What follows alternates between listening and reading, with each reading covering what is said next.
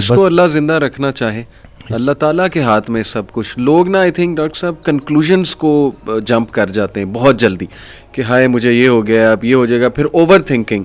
Future آپ نے دیکھا ہی نہیں, آپ کو پتہ ہی نہیں آپ نے کل زندہ رہنا ہے کہ نہیں رہنا ہے. اتنی فکر اگر ہم نے آخرت کی ہوتی, اللہ تعالیٰ کو فیس کرنے کی ہوتی, تو زندگی پتہ نہیں اس کا رزلٹ ہی کچھ اور ہوتا. تو آئی تھنک کنکلوژنس کو ریچ نہیں کرنا چاہیے.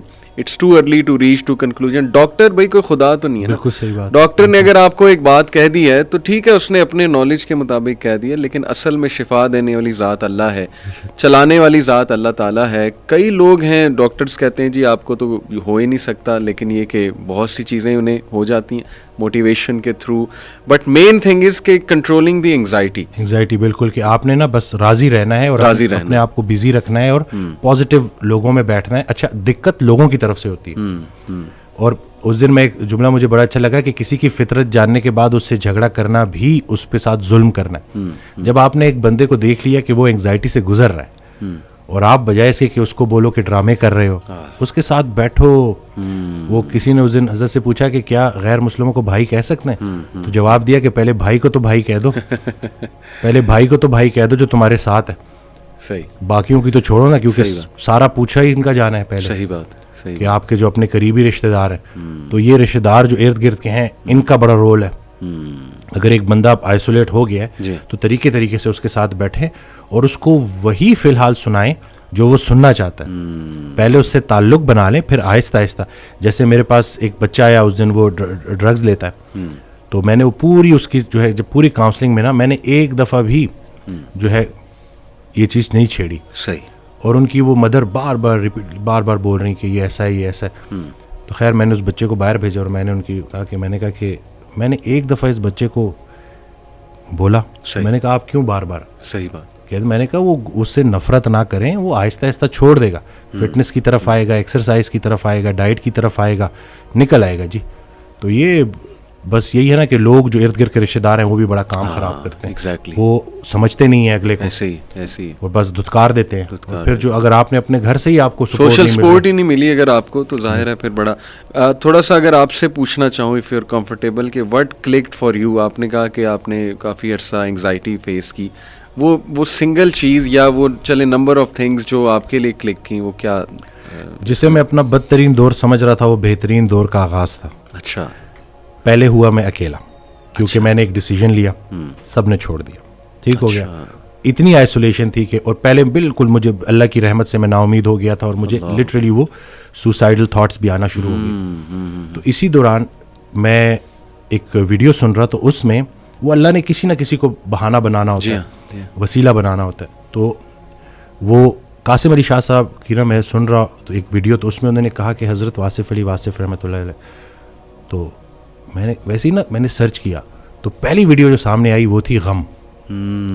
تو اب وہ میں نے کلک کی, کیونکہ اب وہ جیسے میں نے کلک کی تو اس میں الفاظ یہ تھے کہ غم میں غم دینے والے کو یاد رکھنا, یاد رکھنا تیرے رب سے سب سے قریبی رشتہ سجدے کا ہے, اور اس سے بھی قریبی رشتہ آنسوؤں کا ہے. آنکھ میں آنسو ہیں, سر سجدے میں ڈال, نام محمد آہوں میں, دیکھ یہ غم تجھے کیسے سرفراز کرتا ہے. یہ وہ موتی ہیں جو تجھے تیرے مقام سے آشنا کریں گے. غم سے گھبرانا نہیں ہے, غم کو ریڈ کرنا ہے. وہ حدیث شریف نہیں سنی کہ جس باپ نے 3 بیٹیوں کو پال پوس کے بڑا کیا اور رخصت کیا, یعنی کہ رخصتی کا غم برداشت کیا, جو 3 دفعہ, کیونکہ جتنی پیاری بیٹی ہوگی اتنا بڑا غم دے کے جائے گی. تو جو 3 دفعہ اس غم سے گزار دیا گیا, اگلا مقام اس کا رسول اللہ صلی اللہ علیہ وسلم کے ساتھ ہے. تو غم تو تجھے اللہ کے قریب کرنے آئے, یہ شارٹ کورس ہے.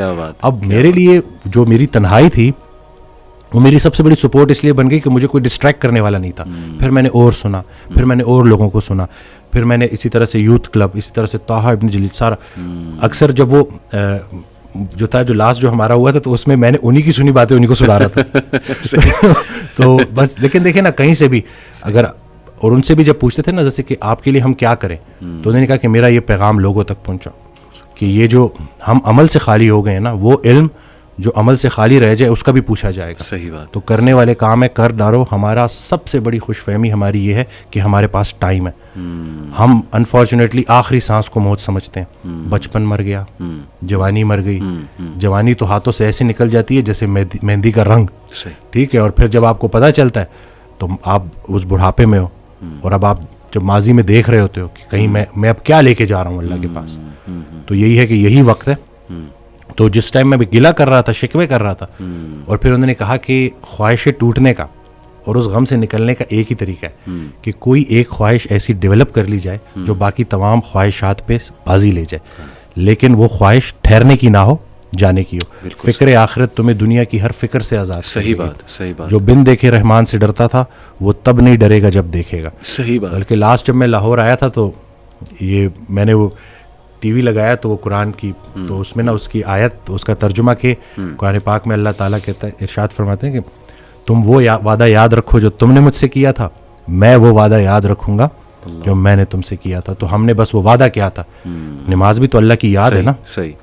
تو اور پھر دوسرا یہ کہ یکسوئی, کہ جب آپ کا نا یکسوئی نصیب ہو جائے, ایک ہی آپ ڈائریکشن میں چلنا شروع ہو جاؤ. محبت کیا ہے؟ محبت ادھر ادھر دیکھنا نہیں ہے, ایک ہی ڈائریکشن میں دیکھنا. بالکل صحیح. تو جب آپ کی ڈائریکشن اللہ کی طرف ہو جائے نا, پھر اٹھنا بیٹھنا ہر چیز, اور ویسے ہی اللہ تعالیٰ آپ کو مشکل سے نکال لیتا ہے. اور ڈاکٹر صاحب آئی تھنک یہ جو سینٹینس ہے نا جو آپ نے بولا تھا کہ اللہ سنبھال لے گا, بالکل ultimately you have to leave everything to Allah. اور قرآن مجید میں بھی اللہ ایون نبی صلی اللہ علیہ وسلم کہتے ہیں نا کہ تم مشورہ کرو لیکن اس کے بعد اللہ پہ توکل کرو اور چھوڑ دو, اللہ تعالیٰ اس کو سنبھال لے گا. آئی تھنک جب ہمیں یہ بلیف ہو گیا نا کہ کائنات کا نظام چلانے والا اللہ ہے, لوگوں کے دلوں کا کنٹرول اللہ کی 2 انگلیوں کے درمیان ہے, یہ حدیث میں آتا ہے, ہر چیز ایٹم بھی موو نہیں کر سکتا اللہ کی اجازت کے بغیر. اللہ الوکیل ہے جس کا مطلب ہے ڈسپوزر آف افیئرز, تمام افیئرز اللہ نے ڈسپوز آف کرنے ہیں. جو آپ کی زندگی میں ہو رہا ہے یہ آپ توکل رکھیں, یقین رکھیں کہ وہ اللہ کی اجازت سے ہو رہا ہے, اس کا ایک مقصد ہے. بس آپ نے یہ تلاش کرنا ہے بجائے کہ اس غم کو اپنے سر پہ چڑھانے کے, جیسے آپ نے کہا you just have to find out کہ یار یہ آیا کیوں ہے, اس کا مقصد کیا ہے, یہ مجھے کیا سکھانا چاہ رہا ہے. اور سجدے میں جا کے بندہ رو پڑے اللہ کے آگے, اللہ سے تقویت مانگے, اللہ سے کہے کہ اللہ مجھے پرسپیکٹیو دے. بلکہ میں ایک کوٹ پڑھ رہا تھا, ایون دو ہی از اے نان مسلم رائٹر ہے بہت بڑا, میرے ذہن سے ابھی خیر نام نکل گیا, انہوں نے بڑی کمال کی بات کی.